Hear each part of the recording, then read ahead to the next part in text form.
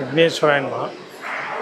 స్వయంభూ వరసిద్ధి వినాయక స్వామి దేవస్థానం కాణిపాకం నందు బ్రహ్మోత్సవాలు ఈ నెల 27వ తారీఖు నుంచి వచ్చే నెల 16వ తేదీ వరకు 21 రోజుల పాటు ఘనంగా జరగనున్నాయి.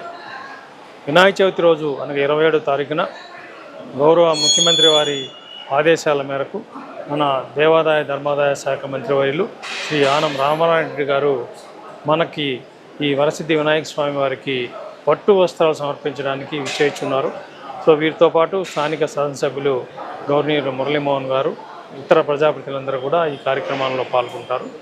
ముఖ్యంగా 27వ తారీఖున వినాయక చవితి ఉండడంతో పెద్ద ఎత్తున భక్తులు వచ్చే అవకాశం ఉంది. దేవస్థానం వారికి ఎటువంటి అసౌకర్యాలు కలగకుండా అన్ని ఏర్పాట్లు చేస్తున్నారు. సుమారుగా 70,000 మంది వరకు ఈ వినాయక చవితి రోజున స్వామివారిని దర్శించుకునే అవకాశం ఉంది. వీరందరికీ కూడా క్యూ లైన్ల ఏర్పాటు కానివ్వండి, ప్రసాద వితరణ, మంచినీళ్ళు, అదేవిధంగా శానిటేషన్, ఇవన్నీ కార్యక్రమాలు కూడా ఏర్పాట్లు పూర్తి చేయడం జరిగింది, ముందస్తు ఏర్పాట్లు. అదేవిధంగా బందోబస్తు అరేంజ్మెంట్స్ కూడా పోలీస్ సిబ్బందితో ఎస్ఐ గారు మరి పై అధికారులందరూ కూడా పర్యవేక్షిస్తున్నారు.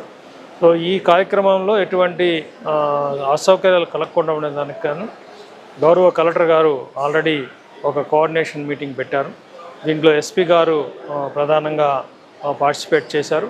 అదేవిధంగా జిల్లా అధికారులందరికీ కూడా జిల్లా కలెక్టర్ గారు సూచనలు ఇచ్చి ఈ కార్యక్రమంలో ఎటువంటి ఏర్పాట్లు కూడా అసౌకర్యం కలగకుండా ఉండడానికి అన్ని ఏర్పాట్లు చేయమని వారికి ఆదేశాలు ఇచ్చారు. మరోసారి కూడా రేపు మార్నింగ్ దీని మీద సంపూర్ణంగా రివ్యూ చేసే అవకాశం ఉంది.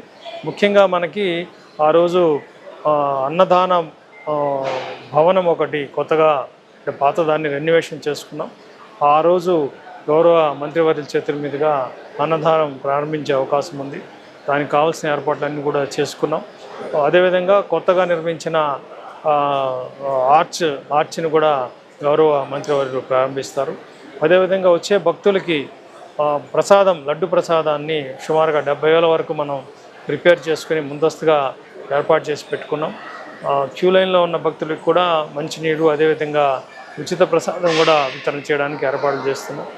కావున భక్తులందరూ కూడా ఇతర రాష్ట్రాల నుంచి కానీ మన రాష్ట్రాల నుంచి కూడా అందరూ కూడా వినాయక చవితి సందర్భంగా స్వామివారిని దర్శించుకొని స్వామివారి యొక్క ఆశీస్సులు పొందాల్సిన కోరుతాం. స్వామివారి బ్రహ్మోత్సవాల్లో ఉభయదారులు కీలకంగా వ్యవహరిస్తారు. వీరి యొక్క వాహనాలు ఆ రోజు ప్రతిరోజు ఎవరికి సంబంధించిన వాహనాలు ఆ రోజు రాత్రి ఉత్సవాలు జరుగుతాయి, గ్రామోత్సవం జరుగుతుంది. ఉదయం వారి ఆధ్వర్యంలో వారి యొక్క కుటుంబ సభ్యులు, బంధుమిత్రులతో కలిసి అభిషేక కార్యక్రమం కూడా ఉంటుంది. ముఖ్యంగా వినాయక చవితి రోజున ఉదయం 2 గంటలకి అభిషేకం పూర్తి చేసి 3 గంటల నుంచి కూడా భక్తులకి సర్వదర్శనం ఏర్పాటు చేయడానికి ప్రయత్నిస్తున్నాం. అదేవిధంగా మిగతా రోజుల్లో కూడా మనం వారి యొక్క అధ్యక్షులు, అంటే మన ఉభయదారుల యొక్క అధ్యక్షులను కూడా కోరాము. వాళ్ళని కూడా సమావేశంలో కోరడం జరిగింది. సమయపాలన చేసి అభిషేకాలు కానివ్వండి, గ్రామోత్సవాలు కానీ కరెక్ట్ టైంలో ప్రారంభించుకుంటే ఇక్కడికి ఇచ్చేసేటువంటి అసంఖ్యాక భక్తులందరికీ కూడా అసౌకర్యం లేకుండా వాళ్ళు దేవుని దర్శనం చేసుకుని యథావిధిగా వారి ఇంటికి తిరిగి వెళ్ళడానికి ఉంటుంది. కాబట్టి మరీ లేట్ అయితే చిన్నపిల్లలు, వృద్ధులు, వికలాంగులంతా వస్తారు. కాబట్టి వాళ్ళు కొంత అసౌకర్యానికి గురయ్యే అవకాశం ఉంది. కాబట్టి మేము ఆ సమావేశంలో కూడా ఉభయదారులను కోరడం జరిగింది. వారందరూ కూడా సహకరిస్తామని చెప్పారు. కాబట్టి ఎటువంటి ఇన్కన్వీనియన్స్ లేకుండా భక్తులకి సక్రమంగా దర్శనం చేయించగలమని ఆశిస్తాం.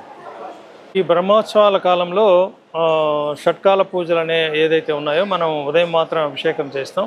మిగిలిన కాలాల్లో ఉన్న అభిషేకాలని రద్దు చేస్తున్నాం. సో కంటిన్యూస్గా క్యూస్ రన్ అవ్వాలి. కాబట్టి వేద కమిటీ నిర్ణయం ప్రకారం ప్రతి సంవత్సరం వచ్చే ఆనవాయితీ ప్రకారం ఈ అభిషేకాలు రద్దు చేసి వారికి అనుకూలంగా లోపల కార్యక్రమాలు చేసుకుని భక్తులకు మాత్రం దర్శనం కంటిన్యూస్గా చేస్తాం. అదేవిధంగా మిగిలిన ఆర్జిత సేవలు కూడా రద్దు చేస్తున్నాం. ఓన్లీ హోమాలు మాత్రం నెక్స్ట్ డే నుంచి కంటిన్యూ అవుతాయి.